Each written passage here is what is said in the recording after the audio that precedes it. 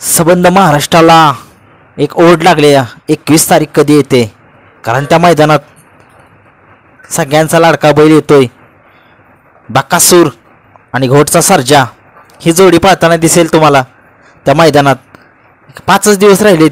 शनिवारी होतोय मैदान हे ओपनचं, आणि मैदान 7 वाजता चालू होईल. बरोबर सकाळी 1000 गाड्या पळतील, आणि त्या 1000 गाडीत तो आपला देव सज्ज आहे त्या गाडीत 1 नंबर करायला. कारण सगळ्यांनाच माहीत आहे तो बैल काय पळतो, काय चीज आहे. आणि घोटचा सर्जाची पण साथ तेवढीच मिळते त्याला. नक्कीच ही जयवीरूची जोडी, रोहित शर्मा विराट कोहलीची जोडी आपल्या सगळ्यांना महाराष्ट्राच्या जेवढे बकासूर प्रेमी घोटचा सर्जा प्रेमी आहेत तेवढ्यांना आनंदात ठेवणार. कारण तुम्हाला माहीत आहे, सगळ्यांना माहीत आहे या महाराष्ट्रात घोटच्या सर्जानं कमी वयात एक मोठं नाव केले. आणि बकासूरचं तर तुम्हाला माहीत आहे, दशम हिंद केसरीचा किताब त्याच्या नावावरती आहे. आणि बघूया, कारण जेवढं वाटतं एवढं सोपं नाही. त्या मैदानात चांगले छत्रपती संभाजीनगरचं पण टॉपचं पैर आहे ती. त्या पैऱ्यातनी 1 नंबर काढणं पण एवढी सोपी गोष्ट नाही. परंतु या जोडीला, कारण तुम्हाला माहिती आहे या जोडीला तोड नाही.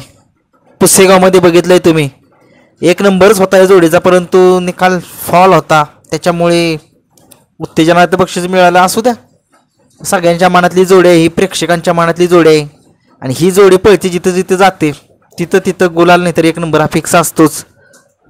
बघूया पेडगावच्या मैदानामध्ये हिंद केसरीच्या बकासूर आणि घोटच्या सर्जाला किती स्पीड लागते. आणि चांगलं मैदान होईल, कारण मैदानात 1000 गाड्या आहेत. त्या 1000 गाड्यात 1 नंबर करणं म्हणजे खायची गोष्ट नाही. पण ह्या जोडीला माहीत आहे कसं पळायचं, कुठनं कसं. ड्रायव्हर कोण असतील? ड्रायव्हर बबलू चाचाच असतील. कारण तुम्हाला खूप दिवस झाले बबलू चाचा गाडीवर दिसत नाहीत, परंतु भेटतील नक्कीच. विठ्ठल ड्रायव्हर तर नाहीत बसणार, कारण त्यांच्याकडे टॉपचे बैल आहेत. तेजा आहे, कारण तेजा तुम्हाला भोंगा आहे, त्याच्यामुळे त्यांना मला नाही वाटत की ते गाडीवर असतील म्हणून.